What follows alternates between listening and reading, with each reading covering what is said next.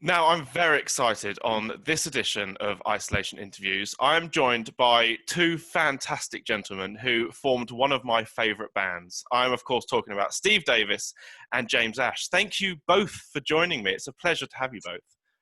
Thank you. Thanks for having us, mate. Nice one. Now, we must start off by asking, because you're both based in Melbourne in Australia, so you guys have gone into a bit more of a stricter lockdown. So, I mean, Steve, how's it been at the moment? How are things at the moment? So when I'm not writing music and writing in general, I actually work in a hospital. So life hasn't really changed an awful lot for me. Because I'm an essential worker in that sense. But I still drop off kids and bring them back, and sometimes they sort of stay at home. But so it's a little bit more active for me than maybe Jay is. And but yeah, we're probably going to get locked down even further. It's from the looks of it. So it's been about 1,000 odd people just in the last couple of days. So it's pretty crazy. So yeah. And I mean, I imagine that obviously, you know, when these sort of things happen, you get people must, working in the health service, you must get a lot of people that you get a newfound respect. And although people, you know, love what you do all year round, when something like this happens, do you feel that the love is shown more, would you say? Yeah, definitely. I think it's, there's a lot more kind of respect for nurses. Look, and don't get me wrong and stuff, I'm not a doctor or a nurse or anything. I'm just a lowly security guard, but I work with these people. I go into the COVID rooms and stuff and help out if things get a bit gnarly. But they're literally just sitting in a room, and you know the risk of them actually getting it is pretty high. And so it's a lot of respect, you know, for nurses and doctors that have to go through that. But also, you know, the ancillary staff that help out as well. So we're all kind of taking a hit from it, you know, and it's and same with National Health in the UK as well. I mean, they're getting pummeled, you know, so it's just crazy over there. So yeah, you know, big props to the health team over there for sure. I mean, one of the things that's been happening in the UK, although it's kind of tailed off a bit now, was every Thursday night we would do the Clap for Carers, which I don't know if you've heard about this. Do you guys have anything like that in Australia? No, we haven't done anything like that, but it's made the news over here. So we certainly did hear about it. But I think that's one of the things about the UK, which I do love, is how revered and treasured the NHS is. And it would be nice if perhaps we had the same reverence here in this country for an equally good health service, maybe not quite as good, but still pretty good. So we saw it. But yeah, no, it hasn't actually happened here, unfortunately. And James, how have you been finding lockdown? I mean, how have you been keeping yourself busy? Well, it's funny, Steve and I were talking about this earlier today, and the truth is I find it really hard. So we're into our second lockdown here in Melbourne. So the first one, I suppose, was a kind of a macabre novelty to it. So we were all like, okay, well, this is what we've got to do. And you know, people started baking and finding new hobbies and things like that. And then gradually, you know, it sort of petered down and the country began to return to normal. And then, of course, in the last few weeks, things got very out of control here, just in Melbourne. So, but coming into it again, I think the second time, the feeling has been one of dread, because we don't know how long it's going to be. In fact, our state premier indicated today that very likely the lockdown will be even more restrictions as a level 4 lockdown and will be extended for some weeks. So, but look, yeah, Steve and I were talking about this today. We're remaining productive. We're doing a lot of music, which is really exciting. So, although not obviously Rogue Traders music, because we're all split up, we can talk about that later. So I think creatively, it's one of those things where you have to look in. You can't look out. You know, I step outside my front door, it's a mask. We can't leave our suburbs here. So it's you have to look at it as an opportunity to be creative, and that's the way we are looking at it. So Steve is also a very avid writer, and you've been writing heaps, haven't you, Steve? Yeah. So I'm into my second book at the moment. So I done a group of short stories that came out a couple of years back, and so I'm just working on a musical-based crime book. So I'm just coming up to the first rewrite. So yeah, it's this is the thing and stuff. Like I think it helps to actually do something creative every day. So whatever it is and stuff, I actually split my days up into little zones and just work on things. So it could be piano one, or just learning to do different skills. So yeah, I just keep myself busy. Same with Jay and stuff. We just always creative, I suppose. That's kind of really It's funny you should mention piano, Steve, because well, I always had this sort of standing joke that when one day I would learn the piano, and I've actually, like yourself, we've been practicing really hard, and I'm actually okay now. All those years of playing on stage, and finally you get the chance, because when you're performing on stage, you're kind of, when you're in performance mode, you're not thinking about what you're doing. It's almost like an instinct. But it's lovely to be able to sit down and actually spend the time to go over and learn things properly. So yes, that's one thing we've been doing, which has been really good. And I mean, when you're in lockdown, do you both find that you're motivated more, or would you say you find it harder to write things? And I mean, does your brain kind of just go, nah, I'm shutting down now? No, I find it probably easier to, because I'm not sure about you, Steve, but I always have to be motivated by some kind of feeling or emotion. Even if it's a sense of excitement, or, more recently, I've been making music because I'm imagining what life is going to be like after lockdown, and being able to release this stuff and show people what I'm doing. So it's a proxy for my for my future right now. So yeah, it's very therapeutic, I have to say. And Steve, what about you? Have you found it quite easy to work in this sort of situation? I find that it helps take my mind off the issues that are around it. That scene from Star Wars where they're in Star Wars 1, where they're in a compactor and the walls are closing in and stuff, and that feels like what it's like. So I'm trying to take my mind off of it, and think of something else, and doing something creative actually helps me do that, so, which is good, yeah. So the more that I can do that, the better, for sure. Yeah. Obviously, we have to talk about the Rogue Traders, and I mean, before we get into how the band started working together, how did you two actually come to meet? How did you become friends? So we both lived in good old Sutton, and I was going to college at the time in Colshorton, and I was friends with an MC and a DJ. And at that time, I'd already been making music on my Commodore Amiga, which was probably the first computer that opened up the realm of sampling to people, to normal people, to bedroom producers. So before that, it was almost impossible to make music without having access to a studio. But that's the great thing about a computer like the Commodore Amiga, because suddenly it became quite easy to sample sounds and reuse them. And this was a real breakthrough. So it meant that we could use the same drum sounds in a TR-909 or an 808, and we could actually start to construct tracks. Now, give you a bit of perspective, in those days on the Amiga, it could play 4 sounds at once.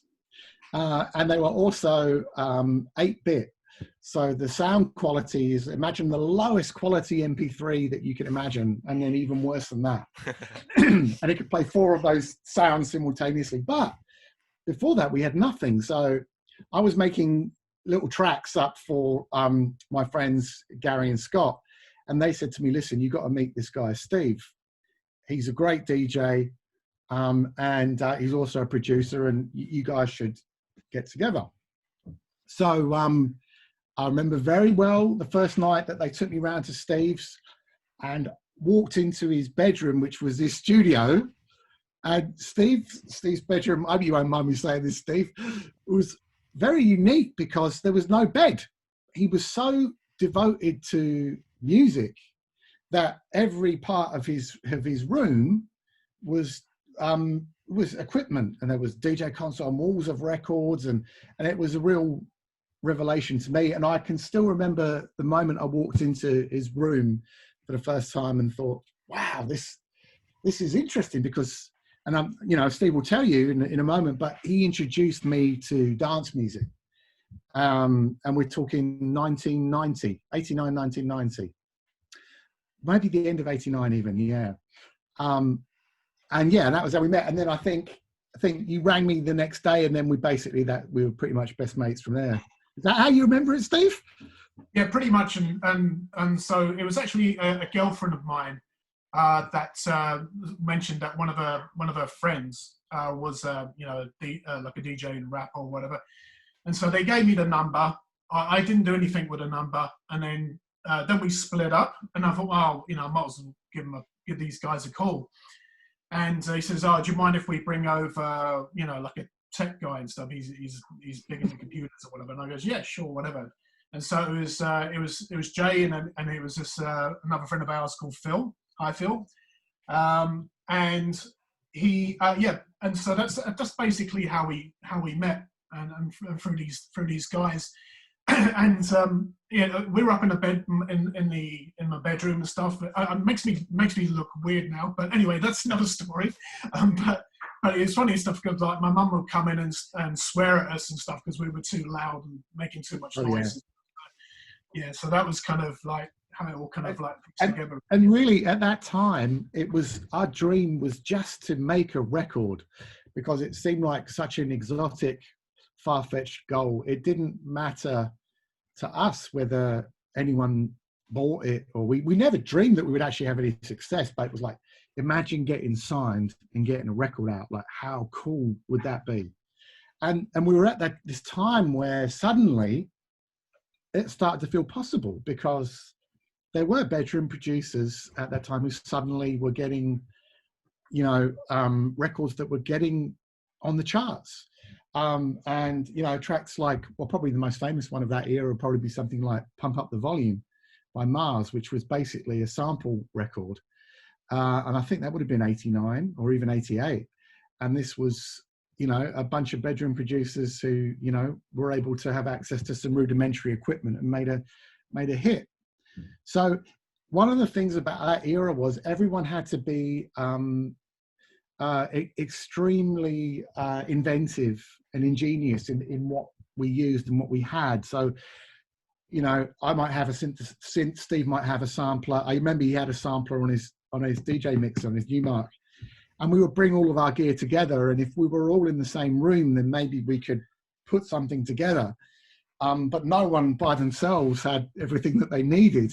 And of course, also, we didn't know what we were doing at all, which was great, because you get the opportunity to make tons of mistakes, which is what everyone needs to do when they're learning anything.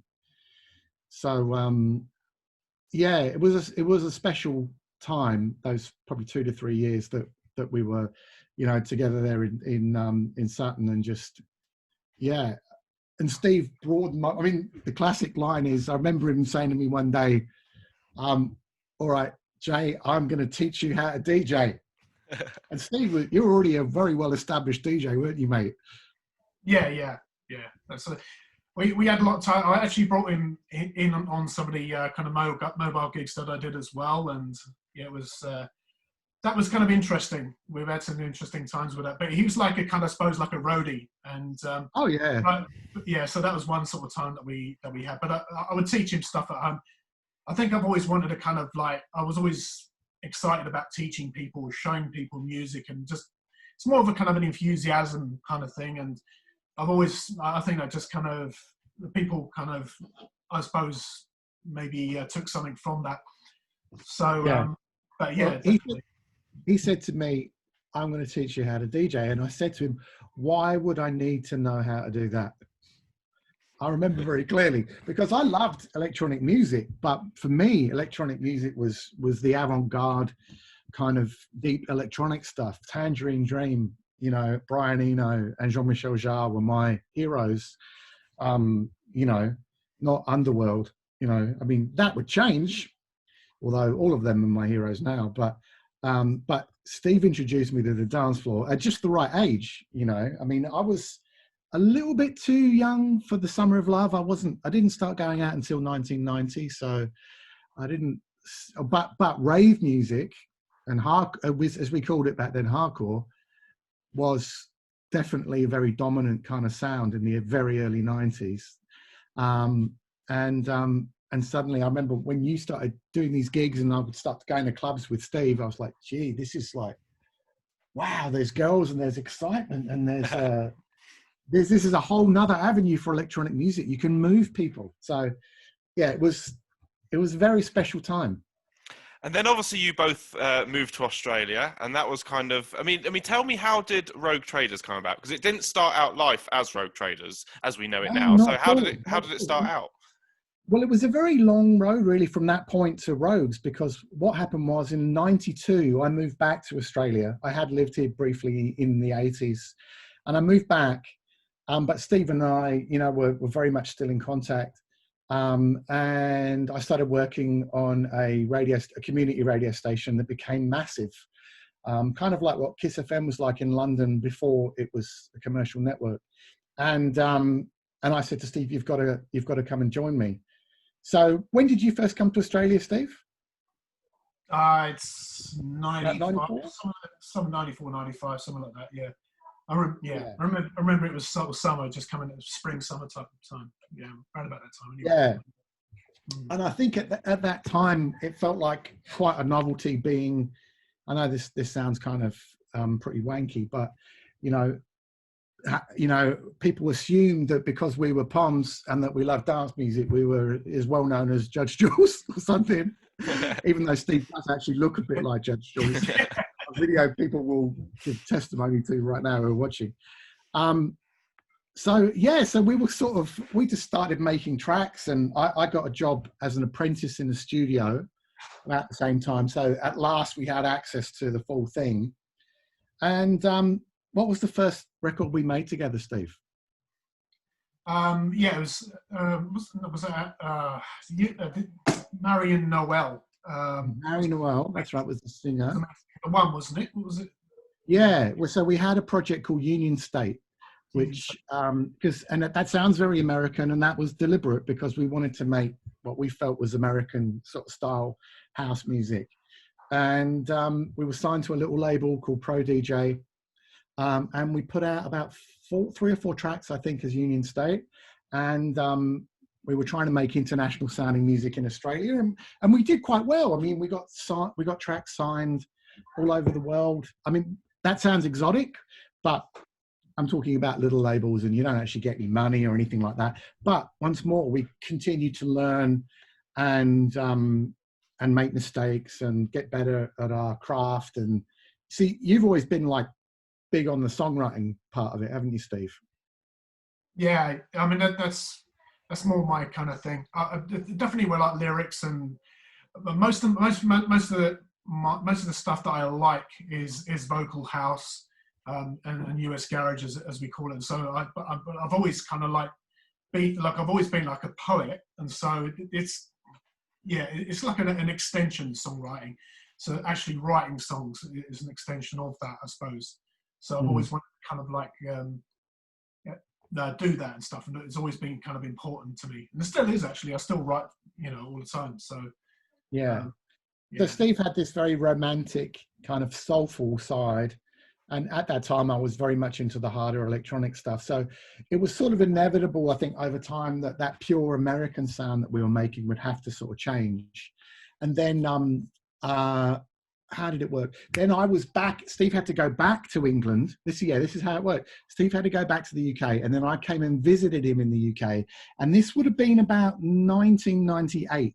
So we're now at the time of speed garage. This is pre two-step, but speed garage. It was 187 lockdown and made in 2 minutes and all that sort of stuff.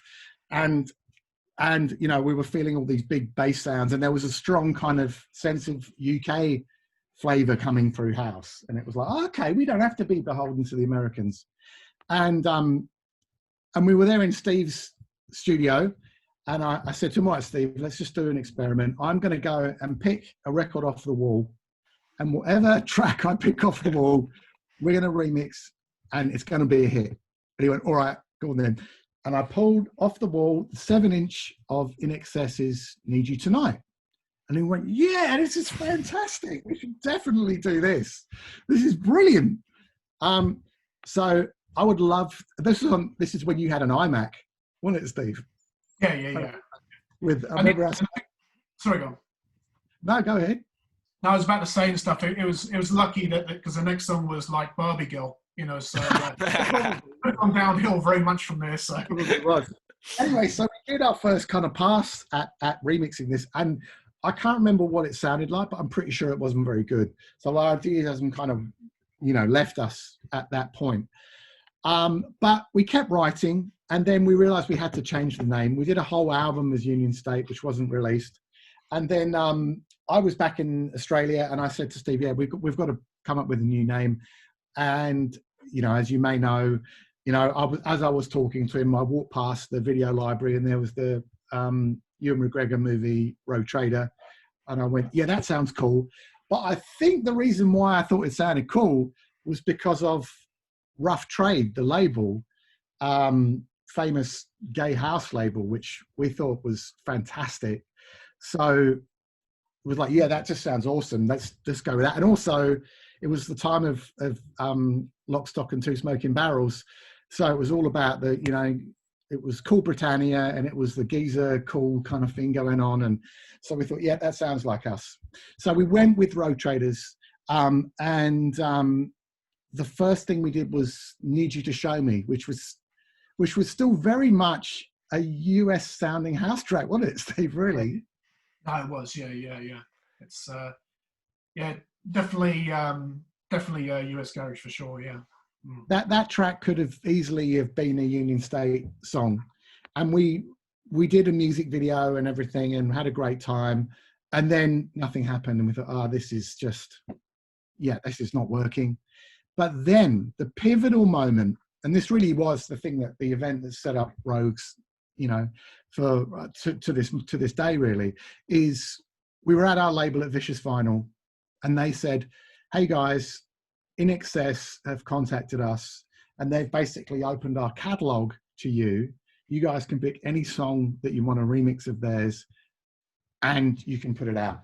And we instantly went, it's got to be Need You Tonight. We tried it 2 years ago, it didn't work.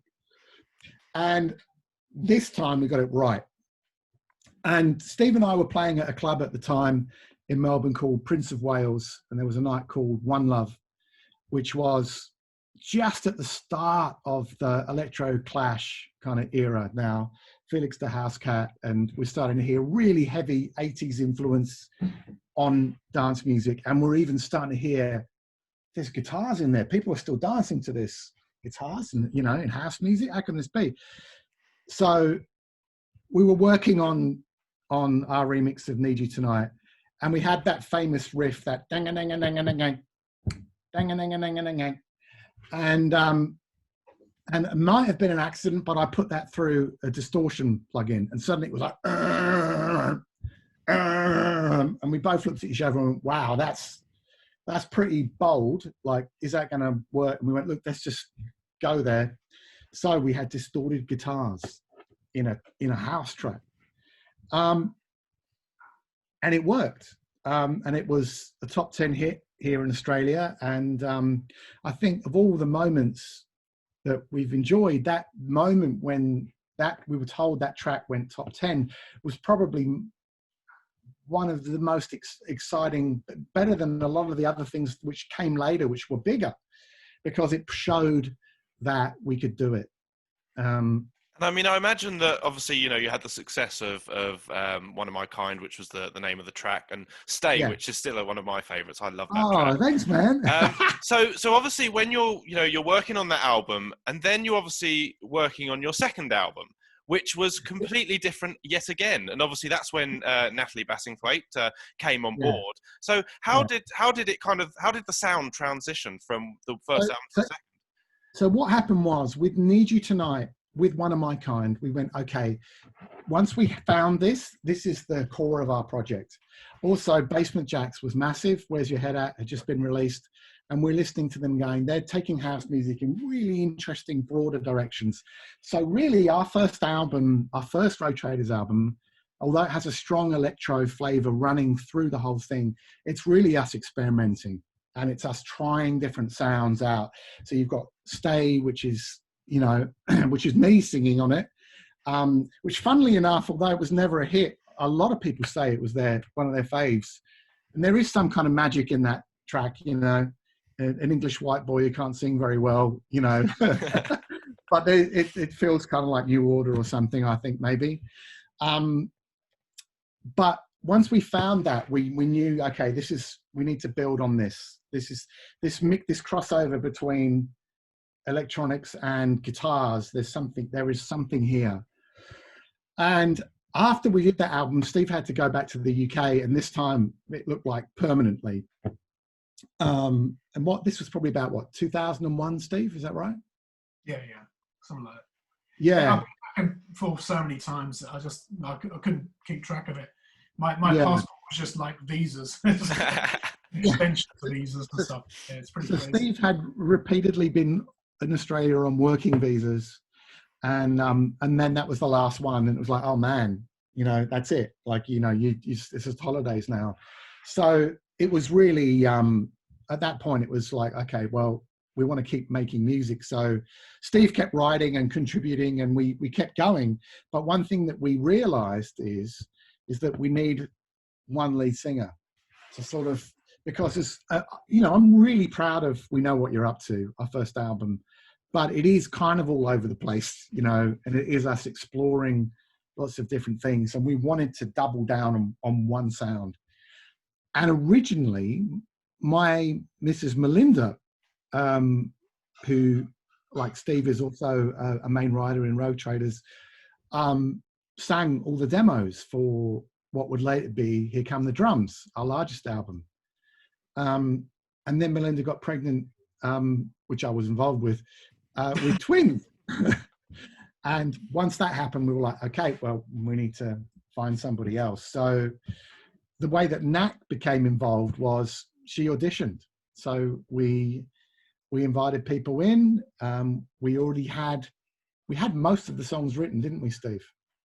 Yeah, pretty much. Yeah, it's and yeah, I think we may have got Nat to sing a demo of, we did. We got her to do a little try on Voodoo Child right there and then, first time she heard it. And yeah, it was interesting because we didn't have very high hopes. Not that we didn't think she was talented, but we just thought that, you know, it wouldn't be something that would click.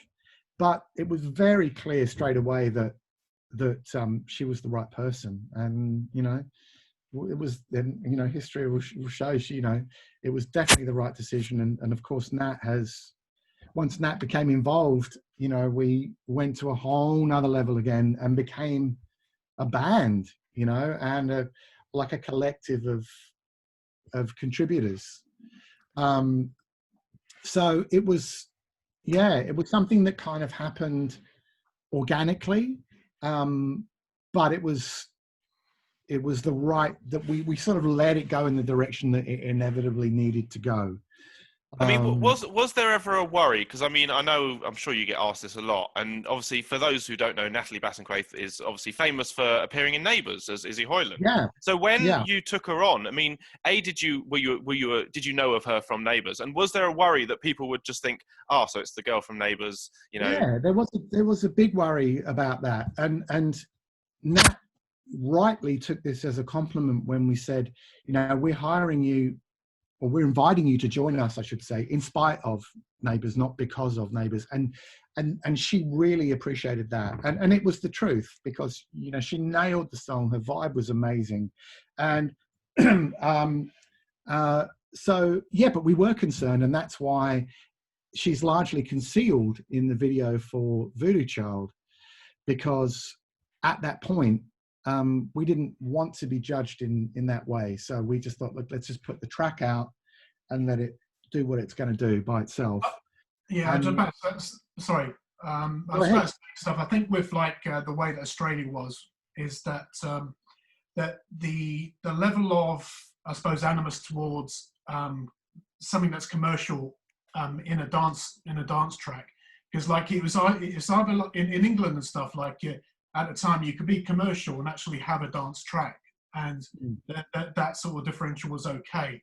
But not so much in Australia, because like everyone took it seriously. You were underground, you're either underground or you're not, and so that's, you know, that was probably kind of underlying pretty much what we just spoke about as well. Yeah, it was a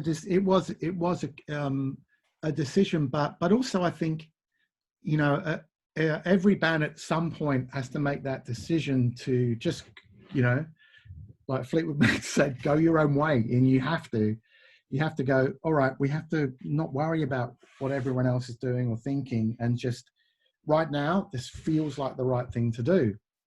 And of course, once we had Nat with us, it then followed that we had to have a strong live band. And that's how, you know, Tim and Cam came on board. And it sort of evolved from there in quite a natural way. So yeah, looking back, it is, if you look from A to B, it's a long way. But for us, I think it was, you know, a very natural progression. And I mean, I absolutely love Here Come the Drums, the album. It is a fantastic album. And the other great thing about it is you've got different sounds in there, but also Nat's voice. And if anyone hasn't heard her sing, where have you been? You need to hear her voice, because she can do it all. She can do, you know, kind of soft. Yeah. She can do the real, like, kind of sort of rocky kind of, not screaming, you know what I mean? The kind of like high power singing. And she can do it all. Yeah. And she makes it look so easy. Yeah, I mean, and that's because she's one of this country's greatest talents. I mean, you know, she is a natural front person. She happens to be one of the nicest, kindest people you'll ever meet as well. She's really, you know, wonderful girl. And she's a star, you know, and that, I guess we had that moment with Here Come the Drums where everything was aligned. You know, we had our star, we had our songs, and we had the record company. We just signed with Sony, and it was all primed to go. And also we made that album, recorded that album for, I think, 12 grand, at a time when most people's records were $250,000, 400 grand, something like that. So for us, we were not initially a priority for the record company at all. They weren't really looking at us very closely. And then the song ran, something just went by itself. And then suddenly we were like, oh wow, these guys are already making us money. I mean, Voodoo Child got to number 3 in the UK.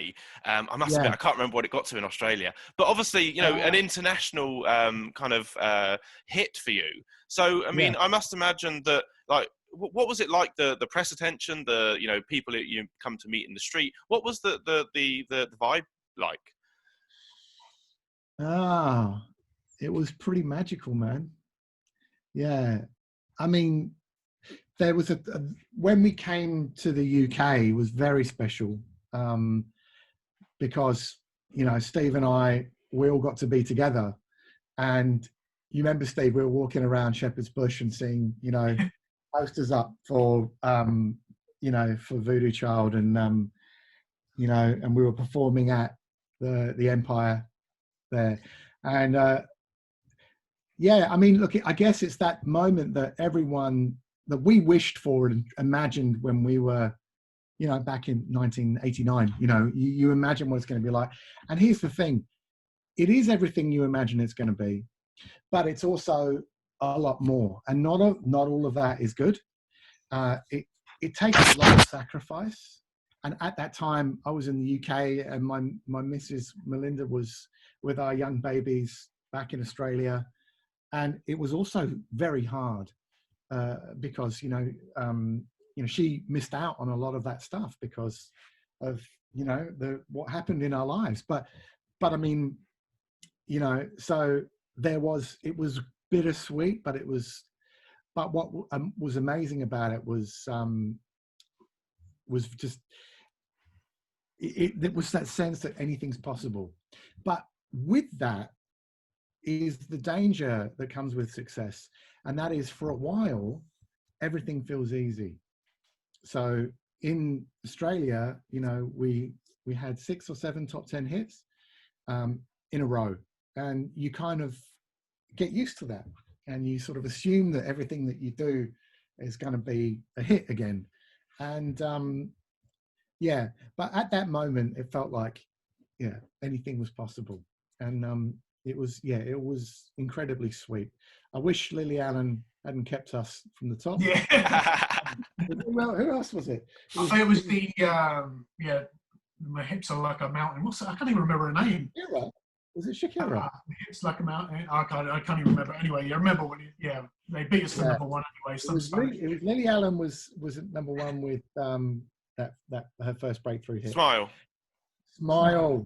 That's right. Yeah, and I remember seeing her posters everywhere as well. Yeah, but it was amazing, you know. And I remember going on Top of the Pops. We were on the second last episode of that, and of course, you know, Steve and I, we are English boys, so we grew up watching that stuff. I mean, actually, funny little segue and stuff. Just to sorry to interrupt. My mum and dad actually. I grew up with this kind of concept of Top of the Pops. My mum and dad was invited to actually go on Top of the Pops, and so they're actually a dancer back in the 60s and 70s or whatever it was. So really, I didn't know that. Yeah, the kind of the glamour of that and stuff. Like, I think sort of, it'd be one day it'd be nice for something that I do to actually be on Top of the Pops. And you know, the funny thing about it is that it was like, for a lot of artists and stuff, it doesn't matter how cool they think they are, they always wanted to be on Top of the Pops. And like, you know, back then, it feels like ages, and most people don't know what we're talking about and stuff. But like, it's like, but yeah, it was a big deal. It really was a big deal. But yeah, and I mean, to get to the BBC canteen, that's the only problem. Because I mean, also you about that. When you were over, obviously in the UK, you were touring with Girls Loud, I believe it was. You were their support act. So I mean, that must have been quite strange as well to kind of get to play, like, you know, Wembley and places like that. It was unreal. Yeah, it was. It was really, really great to go from, because we were at the peak of our powers in Australia at the time. So we'd followed up Voodoo Child with a bunch more big records. And unfortunately, we weren't able to do the same in the UK. But we came there at the same time as we were launching our second or third single in the UK, which obviously didn't do anything. But it was we toured with some big names in Australia before, like Kelly Clarkson. We did a national tour with her in Australia. Excuse me. But yeah, it was a massive scale. We never, you know, it's funny thing, those girls never spoke to us once. Really? Never. We had, you know, we were at catering with them every day for like 3 weeks. And yeah, we did not get warm vibes. I'm not saying that they were bitches or anything, but they were very much to themselves. But yeah, that was exciting. And for our, you know, our families in the UK, I mean, you know, to get to come and see us perform at those kind of shows was pretty special. And I think our sound guy bought the main sound guy, you know, a big case of beers, because normally the support acts, they have to be like 50% quieter than the main act. But I know that we were much, much louder than we should be, which makes all the difference. I actually have a video that I took my video camera and I put it on my keyboard at Wembley Arena. And I recorded the whole of In Love Again. And yeah, all you just see is the sea of lighters, or mobile phones, sorry. Yeah, it was amazing, but there's also a very strong sense of how transient it all is too. So yeah, bittersweet, but yeah, how can I explain it? It's like eating the most loveliest chocolate you've ever had, but knowing that you've only got one mouthful of it. So as you're savouring it, you're going to go, Jesus, I'm going to miss this. That kind of feeling. Yeah. Now, I wanted to ask, because obviously, you know, Rogue Traders had a great catalogue of, you ended up doing 4 albums to date. I mean, for you both, have you got a favourite song or a track that means more to you, or that you just love the most? I mean, Steve, we'll start with you. there was what was it? Yeah, it's gone completely from my mind. Yeah, you would think that I would. That's the thing about, so when you kind of like ask people and that you expect them to kind of like let they come to the ball and stuff. It's funny, isn't it? Like sometimes when you work on it, you let it go, and it's much more present in other people than it is in yourself. But while you're thinking, Steve, yeah, you go ahead first and stuff. Yeah, have a think. But for me, if I was to pick one on each album, off the first record, it's Stay. Because I just think, and not because I happen to sing it, because I know I'm not a great singer or anything, but I feel like there was some sort of magic in that track. On Here Come the Drums, it would probably be In Love Again. I think Nat sounds amazing on that song, and there's something kind of, even though it wasn't Voodoo Child, which is obviously fantastic, but it still wasn't the hit that Voodoo Child was. But again, there's some magic in it. Off the third album, maybe Don't You Want to Feel, which is one that Steve wrote, because it just felt like an out-and-out balls-to-the-wall shot of energy. And to this day, it's probably my favourite track to perform live. And the music video looks so much fun as well. Oh, it was so cool. Yeah, Don't You Want to Feel was very special. And then off the last album, it's a toss-up between Skyline, which is a special song, and America, which is the last track. And I think, Mindy sounds amazing on those two songs. Well, she sounds amazing on the whole record, but those two were very special for me. So back to you, Steve. You've had a chance now. Yeah. I think Don't You Want to Feel is definitely for me, because that was one of the tracks that I worked with a guitarist in London, and so it at the time the publishing company just got me together with this guy, and so we kind of just created this. I suppose I was thinking in terms of the 99 Red Balloons, and there's a couple of other references in there, yeah. And like, I thought you were listening to Block Party. Yeah. There was a lot of that as well, because Block Party was kind of a big influence for me, for sure. That was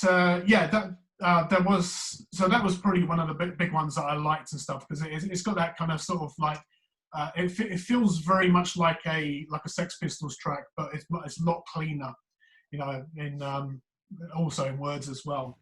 The other one is I love the other one is Love Have Vision. That was one I was trying to remember as well. And that was off the last album, yeah. Yeah. So with Mindy and stuff, I always kind of we kind of worked on that together. It was it's funny and stuff, like there's certain songs that are just really catchy and you don't know why, but yeah, I don't know. So I'm a big fan of that song for sure. Yeah, that's got some magic in it for sure. Now, obviously, obviously, after the third album, Natalie departed the band, and that's when you got Mindy Jackson involved, who, again, another fantastic voice. So when you're writing music for the fourth album, were you writing it in mind of Nat, or were you writing it in mind of Mindy, or was it kind of you weren't sure who was going to be singing it, so you were maybe sort of having to just change the sound a bit? No, Mindy joined us before we started writing it, so it was literally like.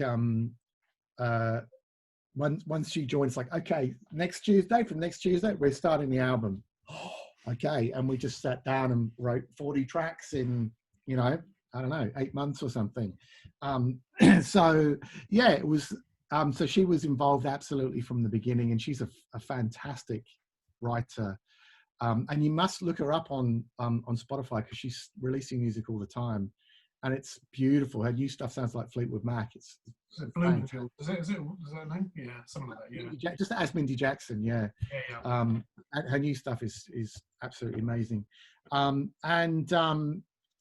no, we sat down and we wrote it together. So it was all about how it sounded, for Mindy, and But I mean, I say that, but by then we definitely knew what constituted a Rogues track and what didn't. So it wasn't so much about what suited anyone's voice. It was like, yeah, this feels like Road Traders and this doesn't, you know. And although obviously with that last album, we were trying to allow ourselves to go more back to our dance roots. And the other great thing was, so that online anyone can go and search them. There's obviously some of the songs that you performed with Mindy as the lead singer, and she even went back and did some of the Nat songs. And you wouldn't think, watching it, you wouldn't necessarily think, oh, where's Nat? Because she just completely changes it and brings it her own.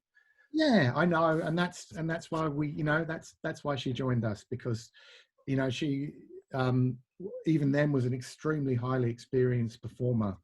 Who was, you know, not easily intimidated, and, you know, and did a fantastic job. So it was, it was really important to us to make sure that album was released.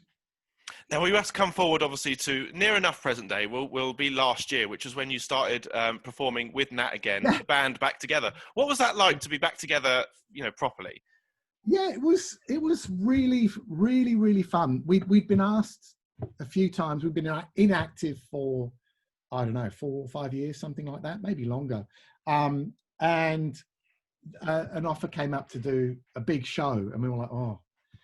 So, and we weren't estranged from each other, Nat and I, or anything like that. And even when she left, we have never said a bad word to each other. You know, and I'm very proud of that, because we don't need to. You know, totally respected why she left when she did. But it was still, I remember going, okay, I'm going to ask Nat and Cam if they want to do a show. I'd already spoken to Tim, and he was up for it. And I remember saying, "Are you guys free about 3:30 today?" And I remember ringing them, going, "Look, we've got this offer for this show. What do you think?" And yeah, they were like, "Yeah, love to do it." So it was really fun, and touring was something that I really missed, deeply missed, mourned it. So being able to do that again up until recently has been a real joy. And I think it's interesting because, you know, obviously we're at the stage of that band where we're not a heritage act, insofar as it's not been, you know, like 30 years since we've had a hit or anything, but it's also not 10 years since we've had a hit. So it's good because we still get to play a lot, but we also don't have to go, here's our new record, here's our new album. But having said that, we have tried writing, and it's been a tough process, because every song that you make casts a shadow over everything else that you do. So, you know, and because so much time has passed, you have to say, well, okay, well, people are going to compare this to Voodoo Child or whatever. How does it sit next to those? And then you go, well, so much time has moved on, we need to do something totally different. But if you do something totally different, then how does it connect with the past? Blah, blah, blah. So we were just about ready to release something about 1.5 years ago that was really strong. And unfortunately, we just, at the final hurdle there, it fell over. But Nat and I did a gig, which Steve was there for, which was just like a DJ thing where I was DJing and did like a medley of Rogue songs, and Nat was doing a live PA, and we performed a new track called Love Drunk, which may or may not be on the internet. People were filming. I'm gonna have to try and find it, because I'd love to hear this song. So we did a new track. So we kind of, when we heard Icona Pop's I Don't Care, we went, wow, I wonder if they listened to Rogues, because there was definitely kind of that DNA kind of in it to a certain extent. Love Charlie XCX, of course. And so this was us listening to Icona Pop writing a song. It's a great track. So yeah, there are a few bubbling around, and look, we'd love to do it. We were planning on releasing something this year, which was our first original rework of one of our most famous songs, not Voodoo Child, that we had lined up. We've got remixes done already, and we were about to announce it just before the lockdown. But we've got that, and that's In Love Again. So we've got a whole new rework of In Love Again, which sounds fantastic, and it sounds like a current record. So we've got that, and eventually, depending on how that's received, we'll look at Voodoo Child, and then we'll, we still have an interest in releasing new music. So, but it's in a way we've been set free a bit because the expectations aren't there anymore. So we can have fun together, which is being able to tour without that sort of Damocles over your head, like how's your next release going to be received, is really nice that that's not there. I mean, the other thing, personally for me, I'd love for you guys to come to the UK and obviously do more shows, which obviously at the moment is not happening because obviously everything that's going on. We'd love to. Have you ever sort of thought about coming back to do shows in the UK? Of course we have. We just don't know how we would be perceived because, a lot of people know us from when the song was played on Doctor Who, which was, and it seems like the episode was kind of not written around it, but definitely like the whole thing about the sound of drums was embedded in the script of the episodes. But yeah, I guess if people wanted us to, we did release the album, and the album actually did okay in the UK. Obviously, Voodoo Child was big, so we would love to. I guess it's whether a promoter wants to do it. Now, I just have to say, it's been a pleasure talking to you both. So thank you to both of you for joining me it's been a great chat. But just before we go, is there any messages that you would like to give to anyone who's stuck in hospital at the moment, who's, not having the greatest of times? James, we'll start with you first. Yeah, I'd like to think that the lockdown that people are experiencing might give them just a tiny insight into what life may be like for people that are in hospital at the moment. Having some of the things that you rely on taken away from you certainly makes you appreciate them more when you get back. So I hope that the empathy of the greater population can be deeper for what you may be going through at the moment, and know that music can change everything, and that we wish you well. And same question to you, Steve. Any messages you'd like to give out? Yeah, just a big shout to the healthcare workers as before. My wife's a nurse as well, so I've got to put that in. But it's a very important. Yeah, they do a very important job, and you guys do an important job of connecting with the patients there and all the other frontline staff, and that, because it's we're all in this together, and it's. Just a thank you from the bottom of my heart, basically. Yeah, big time. Now, I just want to say, James and Steve, it's been an absolute pleasure. Thank you so much for joining me. Of course, keep safe, and thanks again. Thank you. I'm very happy to say it's always a pleasure.